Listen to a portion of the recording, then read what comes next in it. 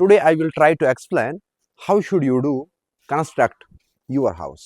और ये मेरे पास एक साइट है, जो साइट पे मैं अभी हूँ, मैं दिखाना चाहूँगा श्रीनगर के अंदर। पूरा साइट का थोड़ा दिखा दीजिए इस साइड में। ये साइट लोकेटेड है श्रीनगर में, और मैं 99% श्रीनगर के अंदर ही काम करता हूँ और आता हूँ, अंदर दिखाता हूँ मैं हमें किन चीज़ों का ध्यान रखना होगा। ये इस साइट की हमारी एंट्री है। ये तो डिज़ाइनर साहब का काम है। इसमें जब भी हम एंटर होते हैं तो यहाँ पे इसका पहला वॉशरूम है, कॉमन वॉशरूम है। लाइट थोड़ा कम हो सकता है, तो इसमें हमें कस्टमर की डिमांड थी।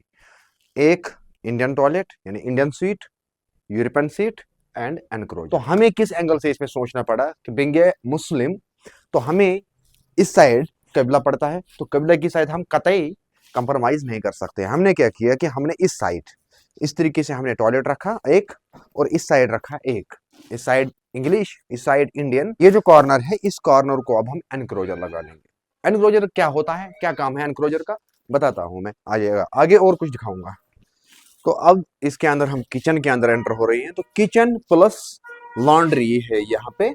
तो लॉन्ड्री पहले मैं आप लोगों को समझाता हूँ थोड़ा सा। ये पोर्शन लॉन्ड्री है, यहाँ पे जो आप लोगों को इंडिकेटर्स मिलते हैं, तो ये लॉन्ड्री है, ये पोर्शन। तो इस पोर्शन के अंदर हमें तीन चीजें रखना लाजमी है। एक, अगर कस्टमर की चॉइस है डोमेस्टिक के अंदर कि मुझे यहाँ पे ऑफिशियली गीजर रखना है, इंडिविजुअल गीजर रखना है, वाटर हीटर, तो उसके लिए रखना होगा। तो हमने यहाँ पे वही किया है कि हर जगह पे अपना अपना वाटर हीटर रहेगा। मगर इसके अलावा हमने इसके का साथ क्या क्या किया है वो सारी चीजें दिखाऊंगा और समझा दूंगा मैं। यहाँ पे हमने क्या किया है कि ऑफिशियल इसका इंडिविजुअल एक वाटर हीटर, उसके अलावा हर एक कस्टमर की चॉइस होती है, कोई फ्रंट लोड लगाए वॉशिंग मशीन या टॉप लोड लगाए। बीइंग प्लम्बर हमें ये सारी चीजें पूछना होगा पहले, लेकिन जब हमने इसके साथ कम्युनिकेशन किया तो इसने कहा कि हमें टॉप लोड वॉशिंग मशीन ही लगाना है। तो टॉप लोड वॉशिंग मशीन के अंदर हमें क्या होता है कि हमें वॉल पे मिक्सर रखना होगा, इनबिल्ट जो इसको पानी देगा। तो हमें यहाँ पे उसकी फिटिंग यहाँ पे रखना होगा। यहाँ पे डिसाइड है पहले ही कि यहाँ पे लगाना है टॉप लोड वॉशिंग मशीन। अगर फ्रंट लोड वॉशिंग मशीन होता तो फिर डिजाइन हम चेंज करता। तो अब उसके बाद कभी कभी क्या होता है कि हमारे ट्रेडिशनली तरीके से बाहरी कपड़े हैं तो उसको धोना है, तो उसके लिए हमने यहाँ पे हॉट एंड कोल्ड इसको रखा है, दो नल के। लेकिन रिसोर्सेज हॉट वाटर की मल्टीपल है। क्या क्या हॉट रिसोर्स है दिखाता हूँ। अलावा यहाँ पे वॉल उठेगा वापस, और ये किचन पोर्शन रहेगा। तो किचन पोर्शन में हमें यहाँ पे प्रॉपर इस पूरे एरिया को सेंटर करना है। सेंटर करके हमने क्या करना है कि यहाँ पे सिंक देना है। उसके अलावा सिंक के अंदर इसको आरओ हो या यूवी हो मशीन, वो लग जाएगा। अब आपके दिमाग में और एक चीज बढ़ जाएगा, यूवी क्या होता है और आरओ क्या होता है। यूवी और आरओ में बहुत बड़ी डिफरेंस है, जो आप लोगों को शायद प्रॉपरली अभी एक्सप्लेन नहीं किया होगा किसी ने। उस पर मैं अलग टॉपिक दूंगा, आरओ मशीन और यूवी मशीन में कितने बड़ी डिफरेंस है और कौन आप लोगों को लगाना चाहिए।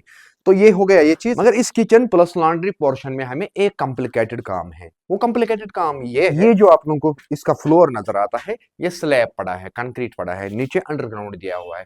तो यहां से अभी हमें क्या करना है कि अगर हम टॉप से निकालेंगे, स्लैब के सरफेस से निकालेंगे, तो हमें ये किचन बहुत ज्यादा उठ जाएगा। तो हमने क्या डिसाइड किया यहाँ पे कि हम निकालेंगे जी सीलिंग के अंदर से। सीलिंग के अंदर से निकालने के लिए पाइप है, यहाँ पे हमें जितने बार जगह पे कोर करना होगा उतनी जगहों पे हमें कोर करना होगा। फाइनल लुक जब होगा आप लोगों को मैं एक्सप्लेन कर दूंगा। आ जाऊं दूसरे बाथरूम को हम समझते हैं। ये वो पोर्शन है जो मैंने आप लोगों को पिछली वाली वीडियो के अंदर समझाया है।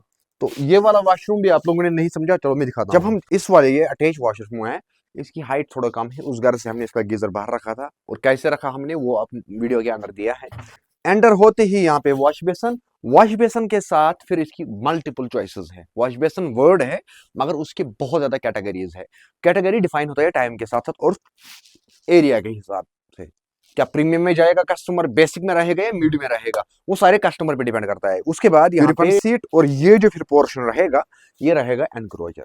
यहाँ पे हमें मल्टीपल फायदे हैं एनक्रोजर से। समझाता हूँ एनक्रोजर कितना जरूरी है और बाकी चीजें भी समझाता हूँ। ये है इसका काम।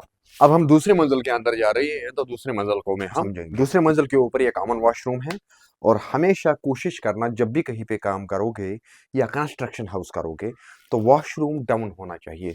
यहाँ पे भी वॉशरूम डाउन है, मगर आधा और आधा नहीं है, ये देखो यहाँ पे। अब इसमें हम कैसे काम करेंगे, और इस वाले वॉशरूम के अंदर हमें दो टॉयलेट्स देने। दो टॉयलेट के अंदर हमें किन चीजों का खास ख्याल रखना है। ये जो डाउन पोर्शन है, इस डाउन पोर्शन के अंदर हमें इंडियन टॉयलेट देना है। चाहे आप कितना भी डाउन बाथरूम रखोगे, अगर आप 10 इंच टॉयलेट लगाओगे, इंडियन टॉयलेट सीट की मैं बात कर रहा हूँ, तो 16 इंच उठेगा। अगर आप 12 इंच का लगाओगे तो 18 इंच उठेगा। इस वाले डाउन पोर्शन में लगाने के बाद भी आपको 6 इंच टॉयलेट उठेगा, डाउन पोर्शन में भी, याद रखिएगा। और अब हमने क्या किया, अब इंडियन टॉयलेट हम इस साइड लगा लेंगे और इंग्लिश टॉयलेट को हम कहां पे लेंगे, यहाँ पे। सेम वही पोजीशन जो हमने नीचे रखा है, सेम पोजीशन उसी में, और यहाँ पे फिर हमें कम उठने का चांसेस रहेगा, बाथरूम कम उठेगा। तो यहाँ पे फिर बाकी चीज, यहाँ पे हमने इसको रखा है मिक्सर, क्योंकि ये है कॉमन वॉशरूम, और कॉमन वॉशरूम जैसे मैंने आप लोगों को कहा है कॉमन वॉशरूम का काम क्या है, तो मैं अपने रूल्स को कभी भी चेंज नहीं कर सकता हूं। अब इसके अलावा और एक चीज जो आजकल आप लोग जर्नल देखोगे, वो है ये नीश। यहाँ पे भी नीश है, यहाँ पे भी नीश है। दोनों निशियों का काम क्या होता है, निश का काम अगर आप लोगों को पूरा समझना है, टॉप पे लेके जाता हूं मैं। पहले दोनों निशियों को समझने से पहले हम और एक वॉशरूम को समझेंगे। पहले अटैच वॉशरूम है। इस वॉशरूम में अंदर एंटर होने के अंदर ही तो हमें कुछ चीजें समझना होगा यहाँ पे, क्योंकि ये अटैच वॉशरूम है, प्रोफेशनल अटैच वॉशरूम है। ये नहीं कि दो दरवाजे हैं या बाकी चीजें हैं। ये वॉशरूम प्रीमियम बनने वाला है, पैसा खाएगा ठीक ठाक। तो इसमें जगह की कमी है, लेकिन इसी जगह में हमें कंप्रोमाइज अब करना होगा। अगर आप लोग अटैच वॉशरूम कहीं पे कंस्ट्रक्ट करोगे या कराओगे, याद रखना एक चीज कि अगर आप उसके अंदर बॉडी स्टीम जनसेट चाहते हो, आप उसके अंदर एनक्रोजर चाहते हो, तो कम से कम 4 फुट ट्रायंगल में आपको दीवार रखना होगा। अगर आप ये वाला ये दीवार आपको 4 फीट का छोड़ना चाहिए कम से कम ब्लाइंड, और इस साइड से भी flat brick work, blind brick work आपको 4 फीट का रखना है। तो उससे क्या होगा कि उसका वैल्यू आपको कम से कम मिल जाएगा। अदरवाइज जो हमने पहला वॉशरूम दिखाया अटैच, उस पैटर्न का होना चाहिए। यहाँ पे ये रहेगा हमारा एनक्रोजर, इस साइड बाथिंग यानी नहाने का, और यहाँ पे रहेगा इसको WC यूरोपियन टॉयलेट, और यहाँ पे रहेगा इसका वॉश बेसिन यहाँ पे, क्योंकि ये होना है बंद, इसको बंद होना है परमानेंट। अब हम टॉप पे जाते हैं। टॉप पे जाने के साथ ही मैं आप लोगों को कुछ और कंस्ट्रक्शन का चीज दिखाऊंगा। ये इसका टॉप है, तीसरा मंजिल है। यहाँ पे नॉर्मल एक अटैच वॉश हॉल के साथ अटैच वॉशरूम रहेगा, जो पब्लिकली रहेगा, कॉमन रहेगा। उसके अलावा यहाँ पे एक वॉश बेसिन आउटसाइड रहेगा, जो पेंट्री का काम देगा हमें, पेंट्री का काम। और उसके अलावा जो मेन चीज मुझे दिखाना है, मेन चीज इस मकान के अंदर जो मुझे आप लोगों को दिखाना है, वो ये चीज कि इसको देखो, ये पोर्शन जो इसने बनाया है, जिस भी इंजीनियर साहब ने इसको डिजाइन किया है, मेहनत किया है, उसको मेरी तरफ से दिल से सलाम। कॉज सिंपल है, क्योंकि जितनी भी डोमेस्टिक साइटें बनती है, यानी कि घर जो बनते हैं, एक होता है होटल, हॉस्टल, वो अलग चीज है, उसको कमर्शियल कहते हैं। जो घर के लिए, रहने के लिए बनता है, तो उसको डोमेस्टिक कहते हैं। जितने भी हम डोमेस्टिक साइटें देखते हैं आज के टाइम पे दुनिया भर के अंदर, सोसाइटी को छोड़ के, कहीं पे बड़ी बिल्डिंग बनते हैं, सोसाइटी उसमें रहते हैं लोग, उसको छोड़ के जहाँ पे 3-4 मंजिल 5 मंजिल तक का भी घर बनेगा, तो उसके अंदर नॉर्मली रहता है ग्रेविटेशनल फोर्स पे डिपेंडेंट।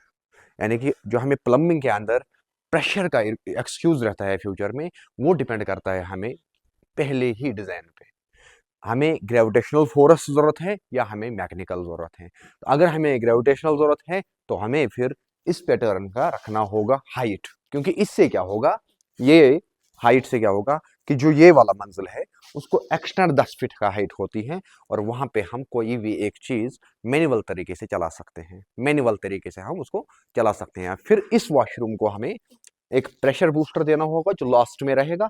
उसको एक वॉशरूम के लिए हमें प्रेशर बूस्टर की ज्यादा जरूरत नहीं पड़ेगा। हम पे भी कुछ जिम्मेदारियां बनता है बीइंग ए प्लम्बर, क्योंकि हम डायमीटर को प्रॉपर मेजरमेंट करें, रिड्यूसिंग टाइम करें, वो मैं दिखाऊंगा आप लोगों को आगे इंशाल्लाह रहमान। तो मगर हाउस होल्डर्स के लिए, अगर कोई कस्टमर देखता है मुझे जो कंस्ट्रक्ट करना चाहता है घर, तो टैंकी के लिए इसी तरीके से आप लोग स्पेशल एक जगह रखो।